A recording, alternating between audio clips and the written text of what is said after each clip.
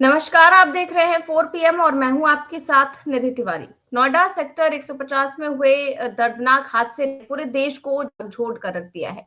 27 वर्षीय इंजीनियर युवराज की कार निर्माणाधीन मॉल के पानी भरे बेसमेंट में गिर गई, जहां 2 घंटे तक वो मदद की गुहार लगाते रहे, लेकिन कोई भी उन्हें बचा नहीं सका। और जांच में सामने आया है कि निर्माण स्थल पर जो सुरक्षा मानक थे, उसमें भारी अनदेखी की गई।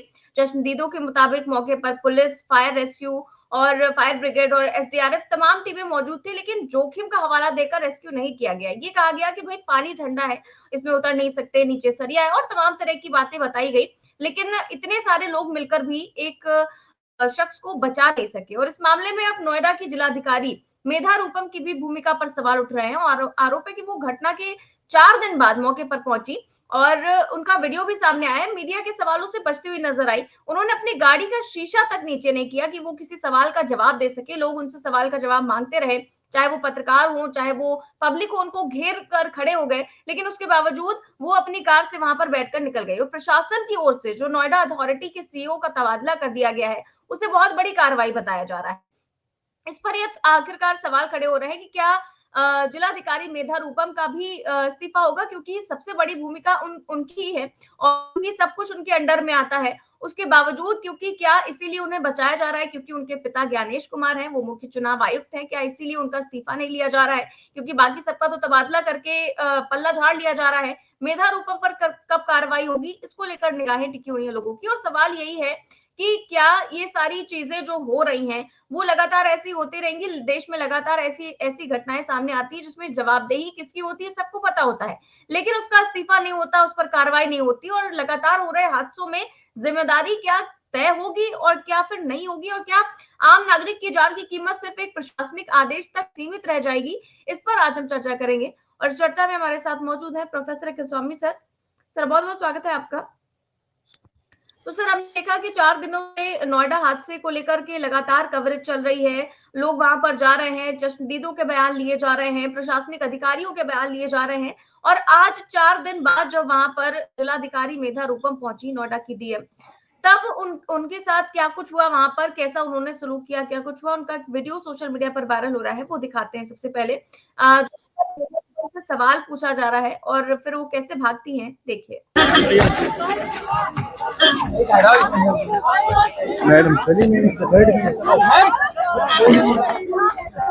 People want to know that what has actually happened. Ma'am please The first responded DDMA. Why DDMA was not there? What happens on this? So Noida DM.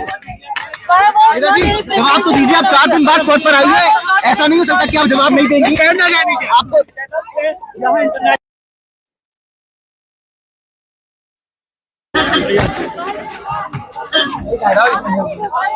Madam चलिए People want to know that what has actually happened. Ma'am please The first responded DDMA. Why DDMA was not there? What happens on this? So Noida DM. Why was not there? जवाब तो दीजिए। आप 4 दिन बाद spot पर आइए। ऐसा नहीं हो सकता कि आप जवाब नहीं देंगे। आपको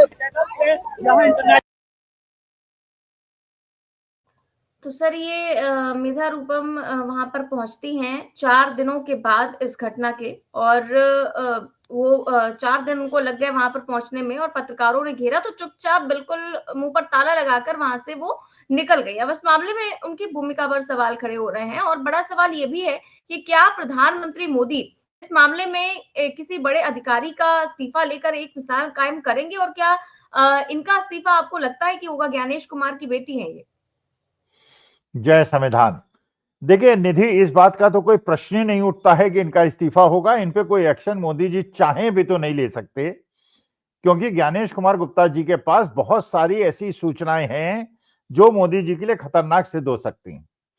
और ये ज्ञानेश कुमार गुप्ता जी की बेटी हैं और डीएम नोएडा हैं, तो इनके ऊपर तो कोई कार्रवाई नहीं हो सकती। क्योंकि वास्तविकता यह है कि एक तो डिस्ट्रिक्ट डिजास्टर मैनेजमेंट टीम होती है, एक स्टेट डिजास्टर मैनेजमेंट होता है, एक नेशनल डिजास्टर मैनेजमेंट होता है। और डिस्ट्रिक्ट डिजास्टर मैनेजमेंट की रिस्पॉन्सिबिलिटी थी और वहां पे लोग पहुंच भी गए थे। अच्छा, जो नेशनल डिजास्टर मैनेजमेंट है या स्टेट डिजास्टर मैनेजमेंट है वो भी डीएम के कोऑर्डिनेशन में काम करता है, लेकिन मेरे ख्याल से अगर पता चलाया जाएगा जब ये घटना घटी तो डीएम साहब ने शायद फोन उठाने से इनकार कर दिया होगा, उन्होंने बात नहीं की होगी क्योंकि उनकी नींद में खलल पड़ता। तो देखिए इस बात की तो मेरे ख्याल से कोई संभावना नहीं है कि उन पर कोई एक्शन होगा, क्योंकि वो ज्ञानेश कुमार गुप्ता की बेटी है। अगर वहां कोई ऐसा व्यक्ति डीआईएस वहां पे डीएम होता तो अभी तक तो उसको सस्पेंड और सब कुछ कर देते, जिससे एक मैसेज दिया जाता। अब आप सोचिए उस पिता की दर्द को। और बल्कि मैं तो बहुत सारे वीडियो देख रहा था, निधि आपने भी देखा होगा, मनिंदर नाम का लड़का जो एक गिग वर्कर है, उसने कूदा वो पानी के अंदर। जब डिजास्टर मैनेजमेंट वालों ने कहा, फायर ब्रिगेड वालों ने कहा कि इस ठंडे पानी में हम नहीं कूद सकते और इसके अंदर सरिये पड़े हैं, उसने अपनी जान खतरे में डालकर और ठंडे पानी में वो कूद गया और 45 मिनट तक वो पानी के अंदर रहा। उसने पूरी कोशिश की, कह रहा था 2 घंटे तक वहां पे वो लड़का कार के ऊपर लेटा रहा, बार बार गुहार करता रहा, मुझे बचा लो। सारे उपकरण वहां पे उपलब्ध थे। रस्सी वहां पे 200 मीटर की नहीं थी, 200 मीटर की रस्सी होती तो उसकी जान बच जाती। नाव उनके पास थे, सेफ्टी मेजर्स उनके पास थे, इसके बावजूद कोई पानी में नहीं उतरा। तो डिजास्टर में क्या आप ठंडी और गर्मी देखते हैं?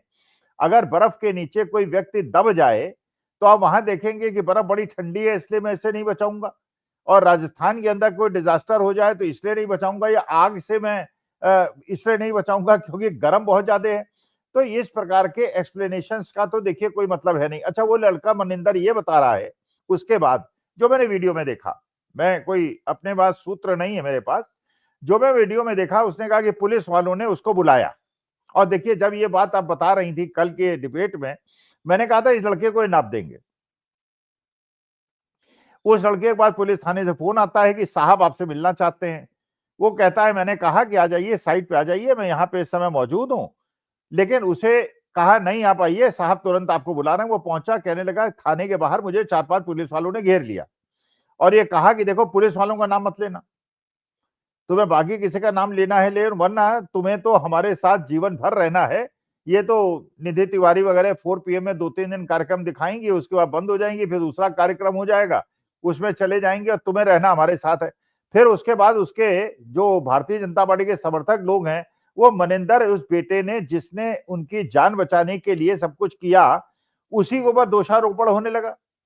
और दोषारोपण होने लगा कि अरे यार, वो कहता है कि साहब गांव के अंदर कौन सा ऐसा परिवार है जहां पे पारिवारिक मन मुटाव के नाम पे 2-4 मुकदमे न दर्ज हो, लेकिन कोई सीरियस मामला है नहीं, चाचा और ताऊ और पिताजी के बीच की लड़ाई होती है, उसमें थाने में मुकदमा दर्ज हो जाता है, वो हो जाता है। लेकिन जिस व्यक्ति को पुरस्कृत करना था उस व्यक्ति की दुर्दशा हो रही है और पुलिस उस पर दबाव डाल रही है, कह रही है कि नाम मत लेना। अच्छा, वहां एक व्यक्ति और खड़ा हुआ है।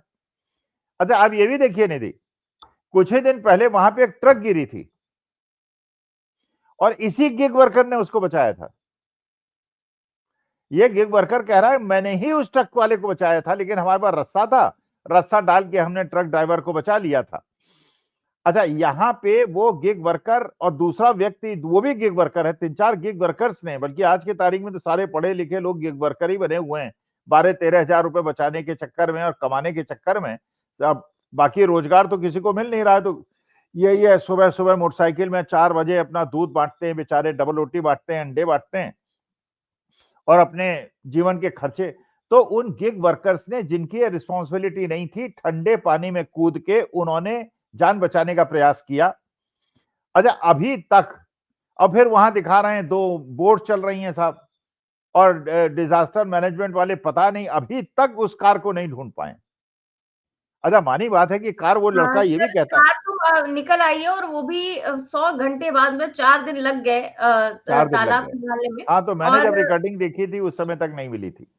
जी बिल्कुल अच्छा, सर। और उसके बाद वो ये भी बता रहा है, 4 दिन बाद ये सब कुछ हुआ है। इतना ज्यादा खतरनाक तालाब, नोएडा अथॉरिटी और बिल्डर की गठजोड़ से ये जो बना हुआ था, कीचड़ से भरा हुआ, गहरा, और इनकी मानसिकता देखिए, और इतना समय लग गया उनको, क्राइसिस मैनेजमेंट का बेशर्मी की हद पार है कि 4 दिन लग गए उनको ये कार को ढूंढने के लिए।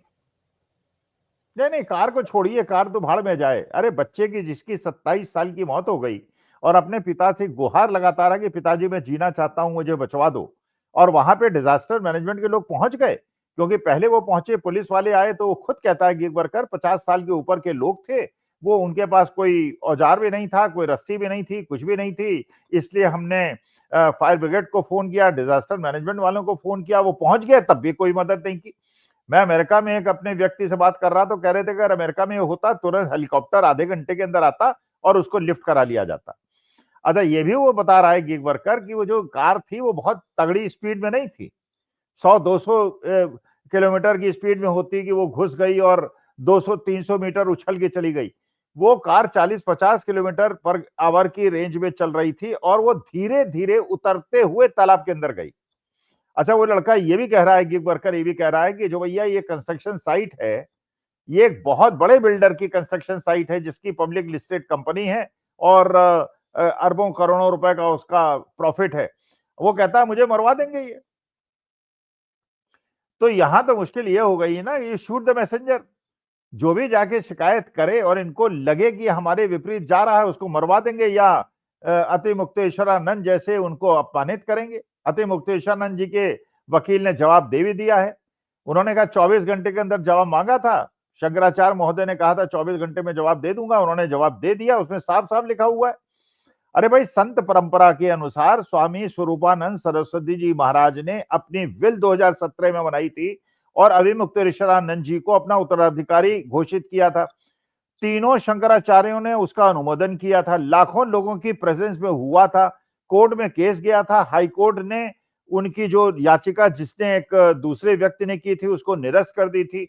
सुप्रीम कोर्ट में जब केस गया तो इनके वकीलों ने कहा साहब ऑलरेडी वो शपथ दे चुके हैं, तो स्टे ग्रांट करने का कोई मतलब ही नहीं है। स्टे ग्रांट करने का मतलब यह है कि अति मुक्तेश्वरानंद जो है शंकराचार्य बने रहेंगे। और शंकराचार्य ये भी कह रहे हैं कि उसमें भी हमने अवमानना का केस किया है, इसमें भी अवमानना का केस करेंगे। लेकिन सनातनी भावनाओं का कोई ध्यान नहीं, गेरुए वस्त्र का कोई ध्यान नहीं। डीएम और एसएसपी की गाड़ी जा सकती है गंगा तक, मंत्रियों की जा सकती है, माननीय मोदी जी की जा सकती है, शंकराचार्य की नहीं जा सकती, क्योंकि वो शंकराचार्य अपने स्वतंत्र विचारों के लिए जाने जाते हैं और वो लोकतंत्र के हिमायती हैं और संविधान के हिमायती हैं। तो देखिए, हर जगह मुश्किल ऐसी हो गई है, लोगों की जान जा रही है, 2-4 दिन लोग जागृत होते हैं, उसके बाद भूल जाते हैं, फिर ये चुनाव आयोग के माध्यम से, ज्ञानेश कुमार गुप्ता जी के माध्यम से चुनाव जीत जाते हैं। इसलिए जनता की चिंताओं की इनको कोई चिंता ही नहीं।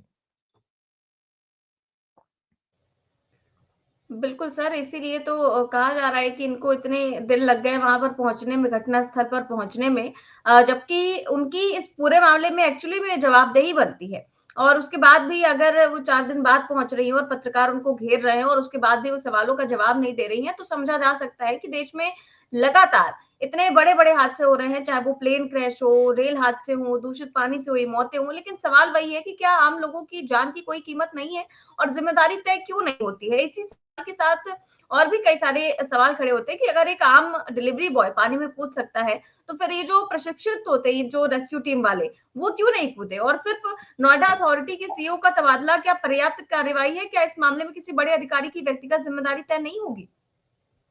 नहीं नहीं, असली जिम्मेदारी तो डीएम की होती है। जैसे मैंने आपको बताया, डिजास्टर जो मैनेजमेंट है, और कोई भी, आप जानती हैं, किसी भी डिस्ट्रिक्ट के अंदर कोई दूसरे जनपद का या दूसरे स्टेट का आदमी आता है तो वहां पे पुलिस से संपर्क करता है। डिस्ट्रिक्ट मजिस्ट्रेट तो राजा होता है अपने डिस्ट्रिक्ट का।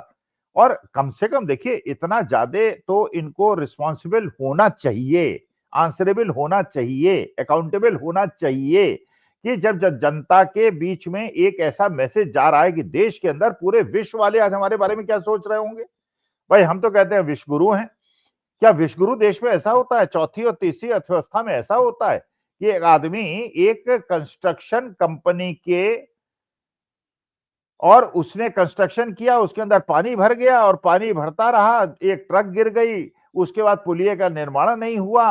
और वो खुद गिग वर्कर बता रहा है कि जो पगडंडी है वो भी इतनी ऊंची नहीं है कि कार उससे रुक जाए।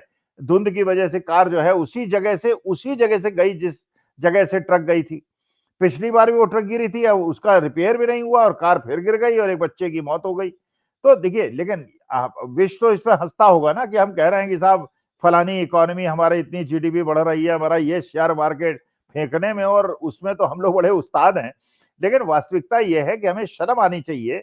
डिजास्टर मैनेजमेंट की टीम पहुंचने के बावजूद, वहां पे अग्निशामक वाले लोगों के पहुंचने के बावजूद, अगर एक 27 साल के बच्चे को 2 घंटे तक तड़पने के बावजूद नहीं बचाया गया तो शर्म है, हमको धिक्कार है। बिल्कुल सर, और जैसा कि आपने कहा कि जो शख्स बचाने के लिए उतरा भी, उस पर भी दबाव बनाया जा रहा है। जो चश्मदीद थे वंदर नाम के, फ्लिपकार्ट में डिलीवरी बॉय का काम करते हैं और लगातार वो न्यूज़ चैनल में पिछले 2-3 दिनों से इंटरव्यूज़ दे रहे हैं और बता रहे हैं कि 2 घंटे तक 27 साल के युवराज अपनी गाड़ी की छत पर खड़े होकर अपने मोबाइल का टॉर्च जलाकर लगातार गुहार लगाते रहे कि मुझे बचा लो। और जो चश्मदीद थे वहां पर मौजूद थे, उनका कहना है कि पुलिस भी वहां पर थी, एसडीआरएफ भी थी, सब कुछ थी, फायर ब्रिगेड भी वहां पर मौजूद थी और जो सारा सामान था वो भी उनके पास था, लेकिन कोई नीचे नहीं उतरा क्योंकि वो जो फायर ब्रिगेड के लोग, जितने भी स्थानीय प्रशासन के लोग थे, उनका कहना था कि पानी बहुत ठंडा है, अंदर सरिया है, हमें चोट लग सकती है।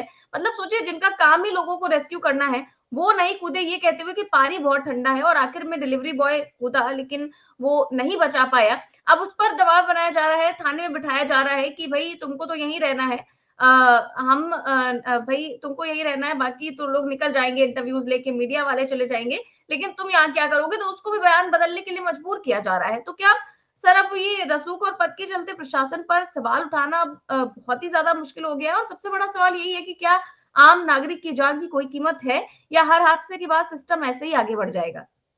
नहीं, पड़ जाएगा। आप देखिए, आपके लखनऊ के जो अमिताभ ठाकुर साहब हैं, जो आईपीएस अफसर थे, जिनको प्रीमेच्योर रिटायरमेंट दे दिया गया था और उनको अरेस्ट कर लिया गया था, उसके बाद कोर्ट ने उनको बेल दे दी है, दोबारा उन पे एक दूसरा वारंट इश्यू हो गया है, फिर उनको अरेस्ट कर लेंगे, सड़ा देंगे लोगों को। देखिए, जब लोकतंत्र खत्म हो जाता है और जब संवैधानिक भावनाएं खत्म हो जाती हैं और जब शंकराचार्य लोगों पे, सनातन धर्म पे आक्रमण होता है और जनता मौन बैठी रहती है बिना सोचे हुए। भाई, मैं बहुत सारे वीडियो नहीं देख रहा हूं, तुमने भी देखा होगा। ऐसी हिंदूवादी लड़की जो पहले जब मुसलमानों पे अत्याचार होते थे, बड़े डंके के चोट पे कहती थी कुछ हो जाए, पेट्रोल 200 रुपए का हो जाए, दूध 500 रुपए का हो जाए, लेकिन हमें योगी जी चाहिए, जिससे वो बुलडोजर चला के इन लोगों को ठीक करें। ये अब्दुल लोग बहुत बदमाशी करते हैं। आज जब उसका घर खुद टूट रहा है, वो खुद ही योगी को और भारतीय जनता पार्टी को गाली देती फिर रही है। तो ये जो लोग मर रहे हैं, ये लोग जो मकान टूट रहे हैं, जिनके घर बर्बाद हो रहे हैं, शेयर मार्केट के टूटने से जिनके घर बर्बाद हो रहे हैं, इसमें 90% हिंदू हैं। तो ये जो सवाल है, लेकिन अब मुश्किल क्या है, अब जनता वोट भी कर दे। जैसे मैंने उस दिन आपको बताया था, जो हमारे यहाँ के फरीदाबाद के विधायक का इलेक्शन कांग्रेस का लड़े थे, 5,000 वोट से हारे और 23,000 वोट फर्जी हैं।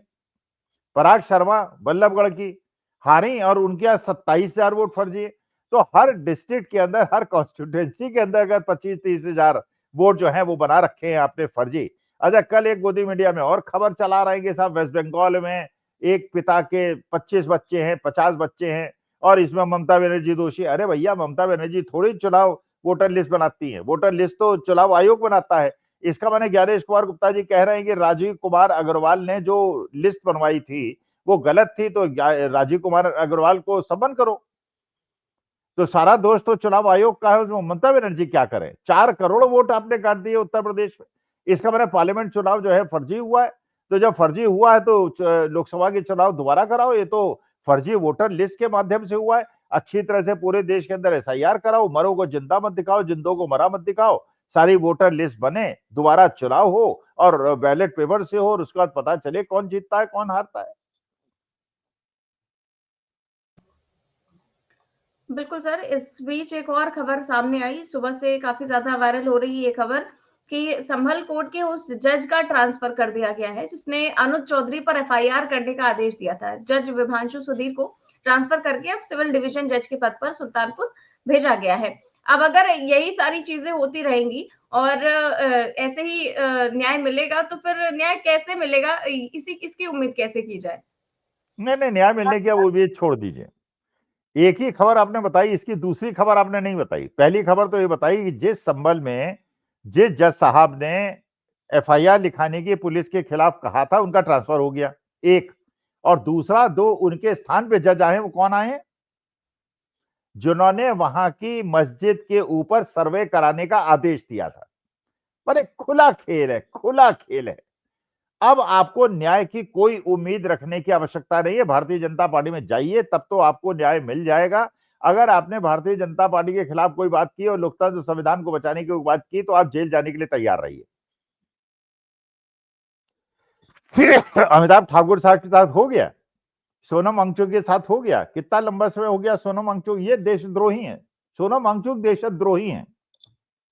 और जिसपे सुप्रीम कोर्ट ने भी आदेश किया है, जिन्होंने हमारे देश की कर्नल के ऊपर, सोफिया कुरैशी के ऊपर अभद्र टिप्पणी की, उस पर सरकार ने अभी तक कोई कार्रवाई नहीं की।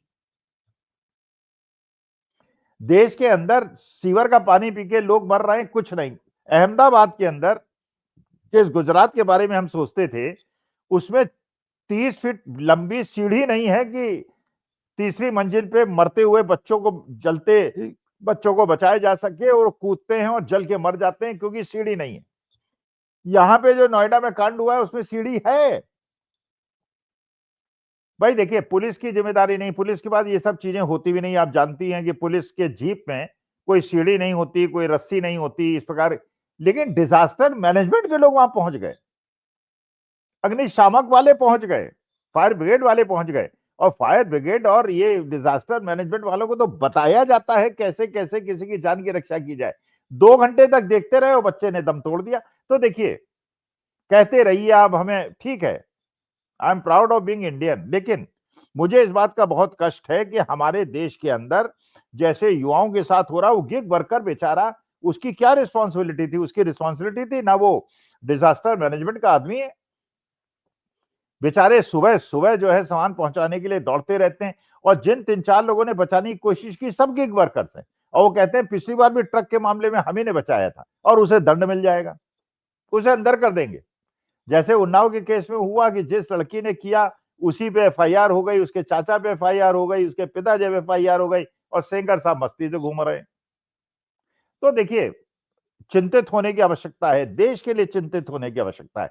अब इसके बावजूद अगर देशवासियों की आंखें नहीं खुलती हैं तो मैं क्या कर सकता हूं? मैं तो प्रयास ही कर सकता हूं, आप प्रयास कर सकते हैं, हम लोग प्रयास कर सकते हैं। लेकिन अगर लोग जागृत नहीं होते, लेकिन ये बात पक्की है, कोई छूटेगा नहीं, सब बचेगा नहीं कोई।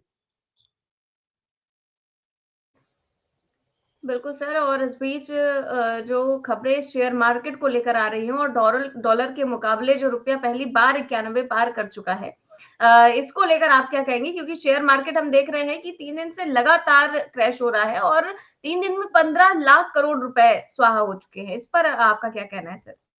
नहीं, देखो, सीधी सी बात है, फॉरेन इन्वेस्टर्स ने शेयर मार्केट से बहुत बुरी तरह से पैसा निकाला है। इतना ज्यादा पैसा निकाला है, मतलब एक प्रकार से विदेशी निवेशकों को भारत पे भरोसा नहीं रह गया है, हम कितना भी फेंकते रहे। हमारे देश के अंदर शेयर मार्केट 30-40% गिर गया होता, अगर आपने 2004 में पेंशन स्कीम बंद करके यूपीएस एनपीएस से लोगों के जबरदस्ती पैसे शेयर मार्केट में डाले होते। अब शेयर मार्केट में पैसा आ गया, पैसा है, जब पैसा है तो शेयर आपको खरीदने पड़ेंगे। जानते बूझते कि शेयर मार्केट गिरने वाला, आपको खरीदने पड़ेंगे, मजबूरी होती है, म्यूचुअल फंड की भी होती है, ये सबकी होती है। पैसा तो डिप्लॉय आपको करना पड़ेगा ना, पैसा डिप्लॉय करेंगे तो शेयर मार्केट नहीं गिरेगा। लेकिन देखिए, अच्छा, इंटरेस्ट रेट कम करते चले जा रहे हैं। अब आदमी जो है एफडी में पैसा कैसे बनाए? पहले 6-7%, 8% का इंटरेस्ट मिल जाता था, आदमी अपना सारा जो रिटायरमेंट कॉर्पस होता था डाल देता था, अपने घर के खर्चे चल जाते थे। इंटरेस्ट रेट आपने 5-5.5% कर दिया, तो बॉन्ड में पैसा नहीं लगा सकते, एफडी में पैसा नहीं लगा सकते, शेयर मार्केट का ये हाल है। अच्छा बताइए, कहां 58, कहां 91.50? 75 साल हो गए देश को आजाद हुए, 77 साल में इतनी डीप गिरावट। कल मैं गोदी मीडिया में था तो वहां पे भारतीय जनता पार्टी भी कहने लगी, साहब कोविड से कंपैरिजन कर लीजिए, इतना रिटर्न मिल गया। मैंने कहा कोविड से काहे कंपैरिजन कर ले भाई?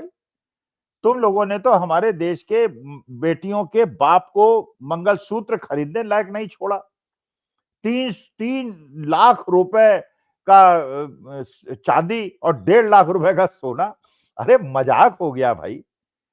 इसका मतलब ये अमीरों के पास है केवल पैसा, वही खरीद सकते हैं, और गरीब तो अब अपनी बेटी के लिए पीतल का देगा और फिर ससुराल में जाके परेशानी होगी, क्योंकि बाद में पता चलेगा तो पीतल का गहना है। अरे किसके पास सोना रखा भाई? कौन आज की तारीख में बताओ, कौन मिडिल क्लास में? तो कल आपसे कह भी रहा था, लाख रुपए महीने कमाने वाला भी अपना फ्लैट नहीं खरीद पाएगा।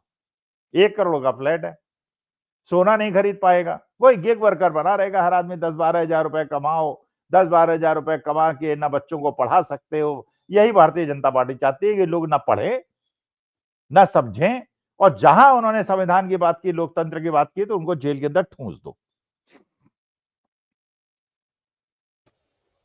बिल्कुल सर, सही बात है कि इतना चाहे सोना हो, चाहे चांदी हो, चाहे रुपया हो, इतना ज़्यादा जो बढ़ता चला जा रहा है, उसके बावजूद केवल जो पीएम मोदी हैं हमारे, वो तो यहाँ पर इलेक्शन करवा रहे हैं। इलेक्शन क्या करवा रहे हैं? सीधे तौर पर एक शख्स को बिठा दिया गया है भाजपा अध्यक्ष के तौर पर। भाजपा अध्यक्ष को लेकर के आपका क्या कहना है? क्योंकि हमने देखा है कि इस बार जो आडवाणी साहब थे, उनको भी नहीं करने दी गई वोटिंग और उनका नाम ही नहीं आया। इसको लेकर आप क्या कहेंगी? क्योंकि मोदी शाह जो है हमेशा उन्हीं की चलती है, लेकिन इस बार जो ये हुआ है इतिहास में पहली बार कि उनका नाम नहीं आया इसमें, इसको लेकर आप क्या कहेंगे?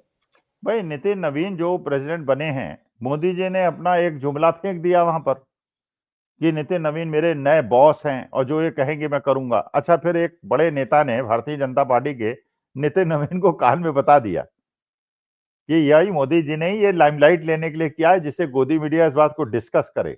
अगर सीरियसली तुमने इसको ले लिया, और उसके बाद देखा उन्होंने नितिन नवीन को धक्का देके वो आगे बढ़ गए। उन्होंने नड्डा जी को भी एक प्रकार से इग्नोर किया और नितिन नवीन को भी इग्नोर कर दिया। नितिन नवीन का बच्चा भी आया था, तो वो मतलब मोदी जी की पूरी हाव भाव ये लग रहा था कि भैया तुम लोग जो है सब कुठपुतलियां हो, कठपुतली हम चलाएंगे और अमित शाह चलाएंगे, बाकी ये गलतफहमी मत रखना। मैंने पब्लिक रिस्पॉन्स के लिए और गोदी मीडिया के डिस्कशन के लिए सेंटेंस वाक्य बोला है, इसको सीरियसली मत लेना। और नितिन नवीन भी शायद मेरे ख्याल से समझ गए होंगे। तो ये देखिए, अब वहां एकनाथ शिंदे तड़प रहे हैं, अजीत पवार तड़प रहे हैं, मतलब एक एक करके सब तड़पेंगे लेकिन वही मुश्किल है, जैसे मुर्गियों को होता है कि मुर्गियों को काटने के लिए जब कसाई ले जाता है, तो जो मुर्गी बच जाती है वो अपना खूब मस्ती लेती है कि अच्छा ये पकड़ी गई, ये पकड़ी गई, नहीं पता कि अगला नंबर उसका है, सबका नंबर आएगा। और वैसे ही अब लोगों का पैसा वैसा निधि बचेगा नहीं।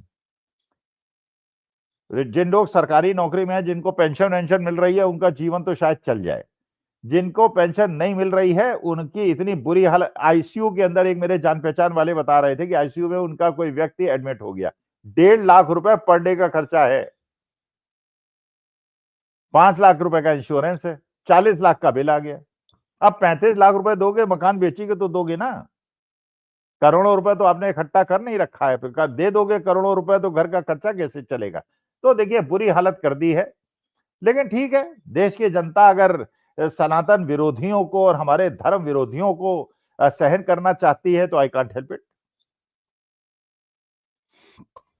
बिल्कुल सर, ठीक बात कह रहे हैं। बहुत-बहुत शुक्रिया सर आपका आज की चर्चा के लिए। तो आप देख रहे थे आज की चर्चा, कैसी लगी आपको? हमें कमेंट बॉक्स में अपनी राय ज़रूर दें। चैनल को सब्सक्राइब भी करें और जॉइन भी करें। नमस्कार।